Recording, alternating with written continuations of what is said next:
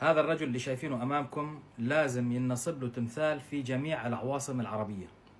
22 تمثال لازم ينصبن في الدول العربية، في كل عاصمة تمثال. عم بحكي عن جد، مش عم بمزح. هذا الرجل هو اللي راح يحرر الأمة العربية كلياتها من هذا الاحتلال الصفوي اللي كان هدفه تخريب الدول العربية. وأول من لازم يحط تمثال هو الشعب السوري في العاصمة دمشق، لأنه لولاه ما كنا حررنا سوريا.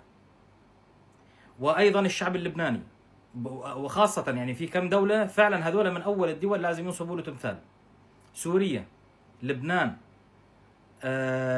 في الأردن أيضا، لأن الأردن كان على وشك أنه ينهار لولا إسرائيل، لولا نتنياهو، عفوا لولا إسرائيل ونتنياهو بين قوسين، لأنه يمكن إذا كان في رئيس وزراء غيره بهذه الفترة كان يمكن الحسابات اختلفت.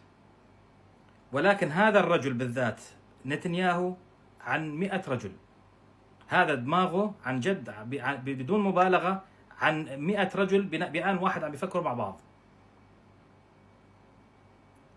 لكان سوريا، لبنان، الأردن والسعودية ومصر، هذول الخمس دول من أول الدول اللي لازم ينصبوا تمثال لنتنياهو، وبقية أيضا الدول العربية، لأنه لولا ما كنا خلصنا من هذا الكابوس اللي اسمه إيران.